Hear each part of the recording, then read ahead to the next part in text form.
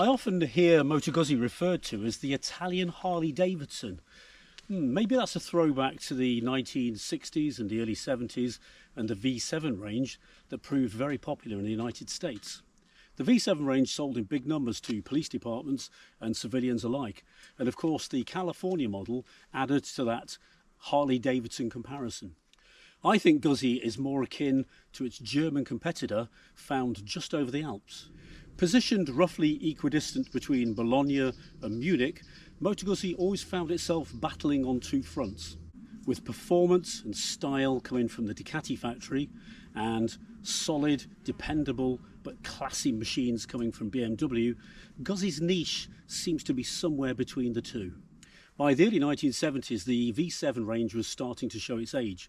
The Mandello factory desperately needed fresh ideas to keep pace.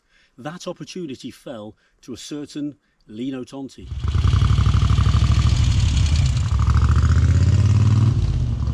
Tonti took the big block motor out of the old loop frame and mounted it into his brand new Low-Slung sporty chassis. The Telio Rosso had arrived, a truly competitive racing motorcycle. Tonti's masterpiece launched Guzzi into an exciting new era.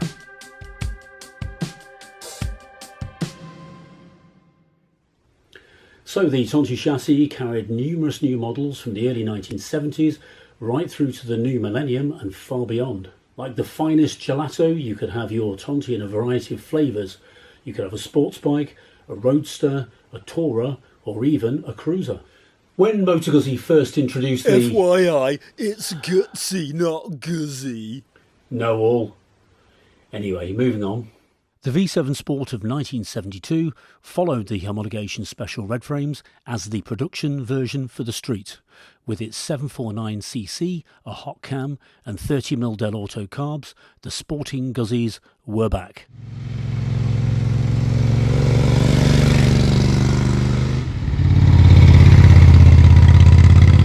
In 1974 it was superseded by the disc-braked 750S. Available in stunning green or orange stripes, the 750S must rank as one of the world's most beautiful motorcycles.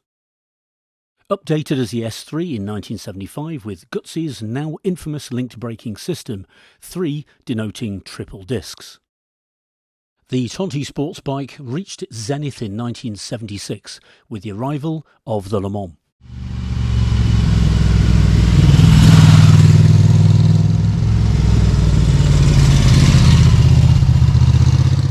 Bored out to 844cc's, the greedy high compression pistons were fed by huge Del Auto pumper carburetors. From seat hump to nose cone, the Le Mans is pure cafe racer.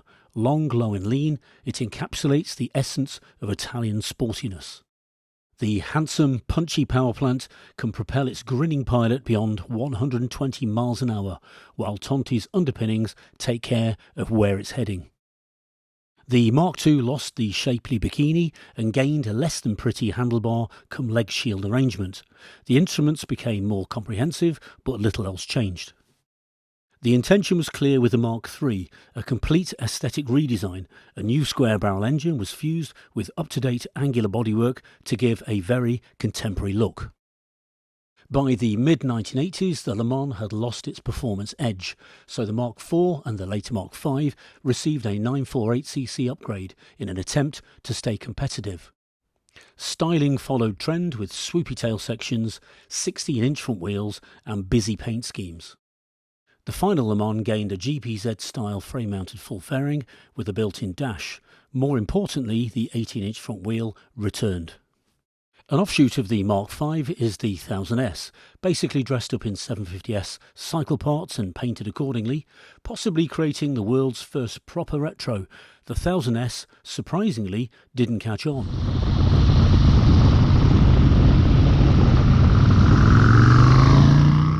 If you find that the sporty riding position makes your lower back ache and your neck creak and your wrists protest, then perhaps you're ready for a nice touring Tonti. Showing your age a bit there, Rich. The most basic and perhaps the nicest to ride Tontis are the T-Range. Introduced in 1974, the 850T had just one disc brake up front and a drum at the rear. Improved in 1975 with the integrated triple disc setup, it became the T3. Featuring a semi-automatic gearbox using a hydrokinetic torque converter, the 1975 Convert was aimed squarely at US police departments. To compete with BMW's fully fared RS, Moto Guzzi responded with the Spada 1000. Mandello's wind tunnel was employed to sculpt a large handlebar fairing with fixed lowers. The result is a very effective machine, but falls short of the Bavarian's handsome looks. The G5 lost the plastic protection and looks a lot better for it. The 850 T4 of 1980 was the final round barrel model to leave Mandello, replaced with the square barrel to create the T5 in 1983. The 16-inch front wheel and rather ugly fairing cum dashboard kept sales to a minimum. A much more attractive proposition was 1987's Mille GT. With Y wheels and pretty retro looks, it sold well. The same can't be said, though, for the 1000 Strada. The Spada model made a remarkable reappearance in 1987. Complete with its purposeful frame-mounted fairing, it did look the part. Unfortunately, the ergonomics only worked for a handful of humans. If, like me, you enjoyed watching the hit series Chips in the late 1970s and early 1980s, It was unrealistic and a bit naff. Solo 1 was a far better series. Nobody watched Solo 1. Anyway, you might see yourself cruising down the freeway like Ponch and John, in which case a California model might be exactly what you're looking for. Developed for the US cruiser market, the first Calis were loop-framed 850s. Then Guzzi waved the magic chips wand over the T3 and the first Tonti Cali came to life. The Mark II Cali gained a better seat, making it look a more complete machine. My favourite is the Mark III, having the 948cc engine but still carburetted with the nice restyled fuel tank. Footboards are an acquired taste, as is the heel-toe gear lever. The Cali, however, makes an excellent two-up tourer with ample luggage capacity and that lovely, lazy power delivery. Fuel injection inevitably came along, with further improvements to brakes, suspension and engine throughout its prodigious production run.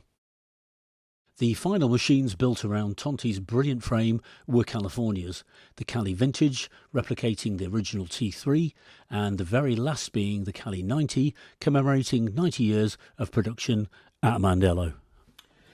Lino Tonti's legacy lives on, however, in the form... What about the other Tonti? Well, yeah, I'm going to do that bit now. Tonti's legacy lives on in the form of the small block frame, which is still in production to this day. Happy?